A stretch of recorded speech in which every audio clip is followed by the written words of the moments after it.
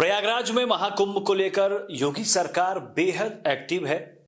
वहीं कुछ लोग ऐसे भी हैं जिन्हें महाकुंभ की तैयारी में खर्च हो रहे हजारों करोड़ों रुपए पच नहीं पा रहे। अभी कुछ दिन पहले ही मौलाना शहाबुद्दीन बरेलवी ने यहां तक दावा कर दिया था कि महाकुंभ मेला जिस जमीन पर लग रहा है वो जमीन वक्फ बोर्ड की है।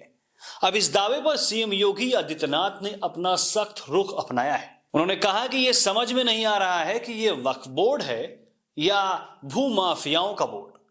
जब मन में आए किसी भी जमीन पर अपना दावा ठोक देते हैं। ये योगी सरकार है। जमीन कब्जा करने का सपना अब सपना ही रहने वाला है। ऐसे लोगों को सख्त रूप से सीएम योगी ने हिदायत देते हुए कहा कि हमारी सरकार ने वक्फ अधिनियम में संशोधन किया है और एक एक इंच जमीन की जांच करवा रही है। जिन लोगों ने वक्फ के नाम पर जमीन कब्जा की है उनसे हमारी सरकार जमीन वापस लेगी और उन पर गरीबों के लिए आवास, शिक्षण संस्थान और अस्पताल बनाए जाएंगे। जहां तक आपने वक्फ की बात की है जी, मैं तो कभी कभी आश्चर्य होता है ये वक्फ बोर्ड है या कोई माफियाओं का बोर्ड है, भू माफियाओं का बोर्ड बन गया।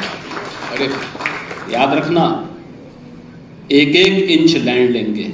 हमने उत्तर प्रदेश वक्फ अधिनियम में संशोधन किया है, एक एक राजस्व के अभिलेख की जांच करवा रहे हैं और जिसको भी वक्फ के नाम पे कब्जा किया होगा उस एक एक इंच लैंड को लेकर के वापस करेंगे और गरीबों के मकान बनाएंगे, सार्वजनिक संस्थान, अस्पताल बनाएंगे, अच्छे शिक्षण संस्थान बनाएंगे। सीएम योगी ने कहा कि कुंभ की जमीन पर अपना दावा करने वाले लोग अपनी खाल बचा लें, यही बहुत है। वक्फ के आगे महाकुंभ मेला और उसकी परंपरा कहीं ज्यादा पुरानी है। फिर ये वक्फ की जमीन कैसे हो सकती है? सनातन धर्म की ऊंचाई आकाश से भी ऊंची और गहराई समुद्र से भी गहरी है। इसकी तुलना किसी मत या मजहब से नहीं की जा सकती है। और कुंभ में दावेदारी करने वाले लोग जी अपनी गनीमत देखो, अपनी खाल बचा लें तो गनीमत होगी उनके लिए। हमारा सनातन धर्म की ऊंचाई आकाश से भी ऊंचा है, इसकी गहराई समुद्र से भी नीचे तक है। इसकी तुलना किसी मत और मजहब से नहीं करनी चाहिए, कतई नहीं। मैंने कहा ना, वक्फ के नाम पर भूमाफिया के रूप में काम करने वाले उन लोगों से हम अपनी तुलना न करें। हमारा सनातन धर्म बहुत बड़ा है।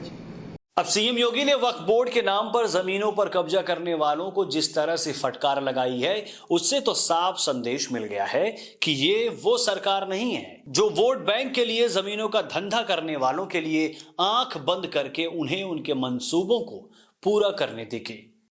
सीएम योगी ने इशारों में साफ कर दिया है कि भाजपा की सरकार में ऐसे लोगों को पनाह नहीं मिलेगी जो अपनी मनमर्जी चला लेंगे।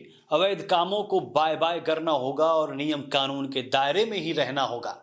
कोई भी कानून से बढ़कर नहीं है। भूमाफियाओं के अलावा सीएम योगी ने सपा पर भी तीखा प्रहार किया। उन्होंने कहा कि डॉक्टर राम मनोहर लोहिया ने कहा था कि अगर भारत को समझना है तो राम, कृष्ण और शिव की परंपरा को पढ़ो। जो नेता लोहिया जी के नाम पर राजनीति करते हैं उन्होंने उनकी बातों को कभी समझा ही नहीं। सीएम योगी ने अयोध्या के विकास का जिक्र करते हुए कहा कि हमने अयोध्या को विकास और विरासत का केंद्र बनाया। जो लोग अयोध्या के विकास का विरोध कर रहे थे उन्हें वहां जाने का नैतिक अधिकार भी नहीं है। वहीं संभल में मिलने वाले हिंदू मंदिरों पर सीएम योगी ने कहा कि संभल में श्री हर विष्णु का 10वां अवतार कल्कि का उल्लेख पुराणों में मिलता है। वहां धार्मिक स्थलों को तोड़कर कब्जा करने का प्रयास हुआ। हमारी सरकार ने न्यायालय के आदेश के अनुसार कार्रवाई की और दंगाइयों को सख्त संदेश दिया। धर्म परिवर्तन और घर वापसी के मुद्दे पर बोलते हुए सीएम योगी ने कहा, अगर कोई अंतर्मन से अपने धर्म में वापस लौटना चाहता है तो उसका स्वागत होना ही चाहिए। ये धर्म और परंपरा के प्रति जागरूकता का संकेत है। इसके अलावा सीएम योगी ने महाकुंभ का महत्व बताते हुए कहा कि देवासुर संग्राम के बाद अमृत की बूंदें 4 पवित्र स्थानों प्रयागराज, हरिद्वार, उज्जैन और नासिक में गिरी। इन स्थानों पर कुंभ के आयोजन भारत के ज्ञान, चिंतन और सामाजिक दिशा तय करने का अवसर रहे हैं।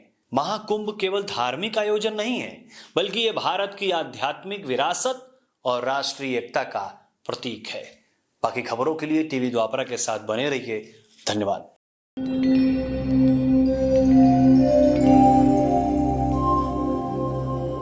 टीवी द्वापरा संभवामि युगे युगे। अगर ये प्रोग्राम आपको अच्छी लगी तो लाइक, शेयर और कमेंट करें। टीवी द्वापरा के प्रोग्राम्स को हमेशा देखने के लिए सब्सक्राइब करें, बेल आइकॉन दबाएं।